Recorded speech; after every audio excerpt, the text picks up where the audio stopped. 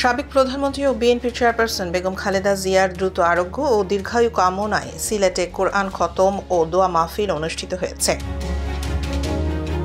বৃহস্পতিবার বাদ এশা মহানগরীর হযরত সৈয়দ হাতিম আলী রহমতুল্লাহ আলাইহি মাজার মসজিদ প্রাঙ্গণে বিএনপির কেন্দ্রীয় নির্বাহী কমিটির সাবেক সহ স্বেচ্ছাসেবক বিষয়ক সম্পাদক অ্যাডভোকেট শামসুজ্জামান জামানের সার্বিক ব্যবস্থাপনায় এই দোয়া মাহফিল হয়ে ওঠে গভীর আবেগ ও প্রার্থনায় ভরপুর এক আয়োজন।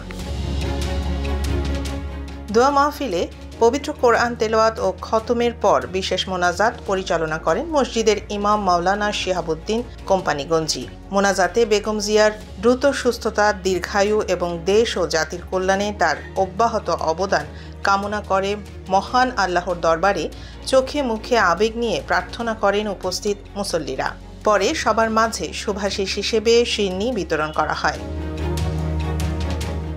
এতে সিলেট জেলা ও মহানগর বিএনপি, বিভিন্ন উপজেলার নেতাকর্মী সহ অঙ্গ ও সহযোগী সংগঠনের নেতাকর্মী এবং স্থানীয় অসংখ্য মুসল্লি অংশ নেন।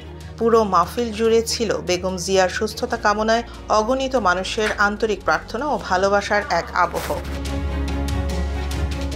দোয়া মাহফিলে অ্যাডভোকেট শামসুজ্জামান জামান বলেন, দেশনেত্রী বেগম খালেদা জিয়া শুধু বিএনপির নেত্রী নন, তিনি বাংলাদেশের গণতন্ত্রকামী মানুষের আশার প্রতীক। আজ তিনি গুরুতর অসুস্থ। এটি আমাদের সবার জন্য গভীর বেদনার। দলমত নির্বিশেষে মানুষ তার সুস্থতার জন্য দোয়া করছে। তার সুস্থতা এই দেশের ভবিষ্যৎ ও জনগণের আকাঙ্ক্ষার জন্য অপরিহার্য। অসুস্থতা বা বালা মুসিবত আসলে আমরা তো আমাদের আল্লাহকেই স্মরণ করি, তাই না? এবং আল্লাহর কাছেই তো শিফা আছে। বিশ্বের প্রতিটি প্রান্তরে দেশনেত্রী বেগম খালেদা জিয়ার দোয়া অনুষ্ঠিত হচ্ছে। আল্লাহর কাছে ওনার রোগ মুক্তি, ওনার জন্য শিফা চাওয়া হচ্ছে, ওনার হায়াত দারাজ করার জন্য বলা হচ্ছে। আমরা তো আল্লাহর কাছে চাইতে পারি, তাই না? এই যে আল্লাহর কাছে চাওয়া ছাড়া তো আমাদের কোনো উপায় নেই।